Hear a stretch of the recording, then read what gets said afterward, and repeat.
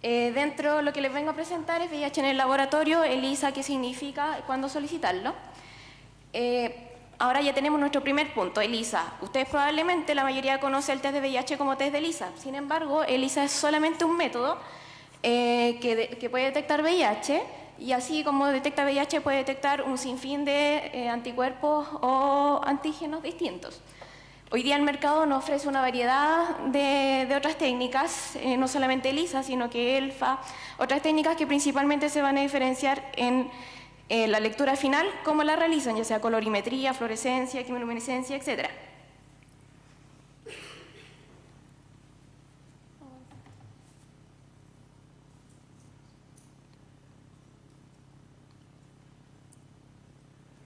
Bueno, lo que nos exige la legislación actual es que todos los test de ELISA, todos los test de VIH que existen en Chile, tienen que ser aprobados por el VIH, por el ISP, perdón.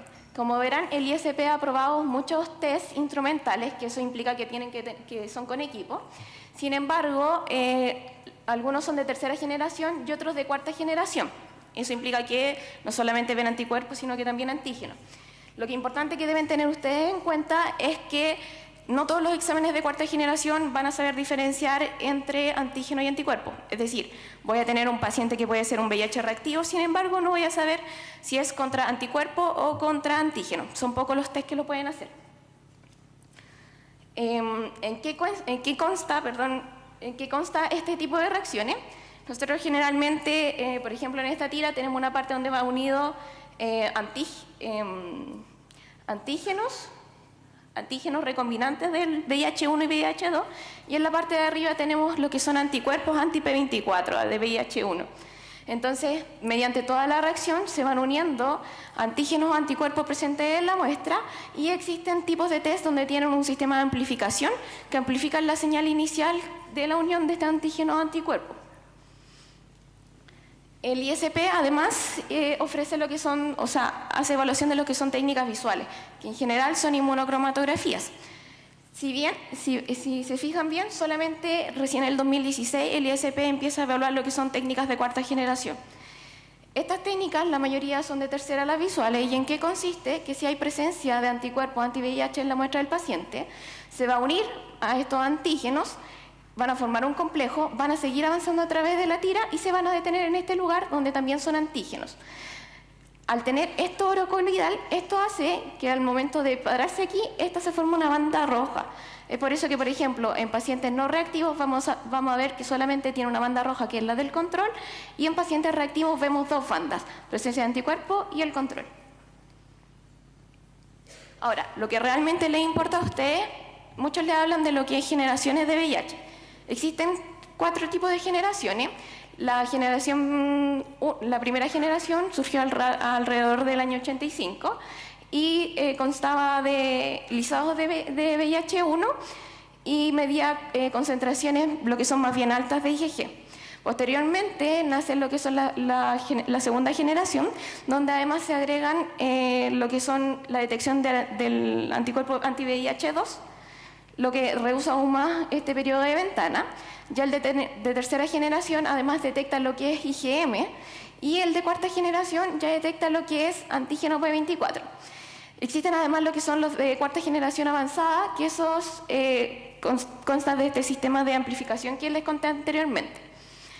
Lo que comúnmente se sabe es que, claro, como decía anteriormente, es que al 15 días ya debiéramos tener una respuesta de antígeno P24.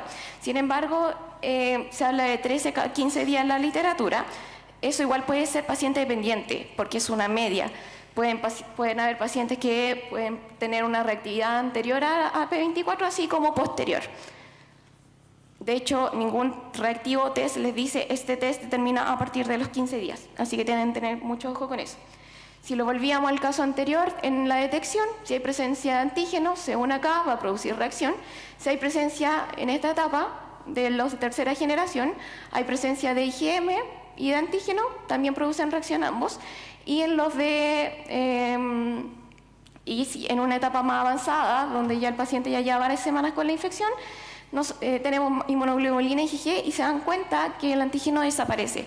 Esto se produce más que nada porque todo el antígeno está formando inmunocomplejo y no quedan antígenos disponibles para la detección en el ensayo. Como les contaban anteriormente, los hitos del proceso, consentimiento informado, toma de muestra, el tamizaje.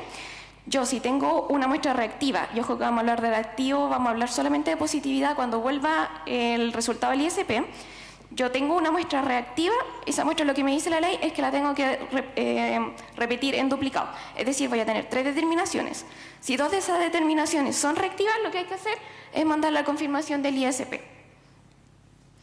¿Por qué es importante mandar la confirmación del ISP? Porque la regulación actual lo que exige es que todos los tests tengan 100% de sensibilidad, 95% de especificidad.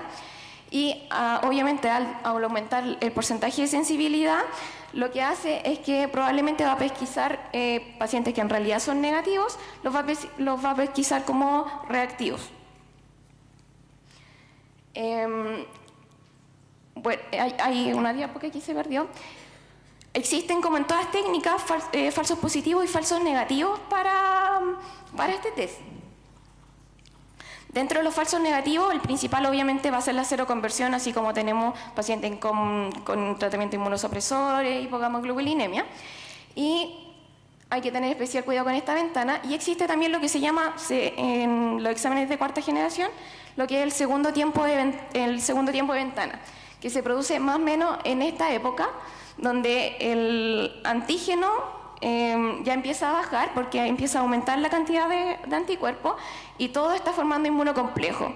Este tiempo de ventanas se ha detectado que puede durar de 2 a 4 semanas, o sea, de 2 a 4 días, perdón, dependiendo del tipo de test. Como falsos positivos también, obviamente,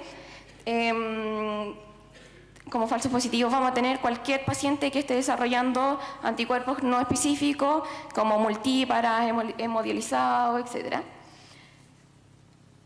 Y bueno, dentro de los procesos de confirmación, ya lo dijeron, es sumamente engorroso. Este es uno de los algoritmos de confirmación que tiene el ISP. Sin embargo, nos vamos a centrar en 2, que son las técnicas 2 de tamizaje y la técnica confirmatoria, un LIA.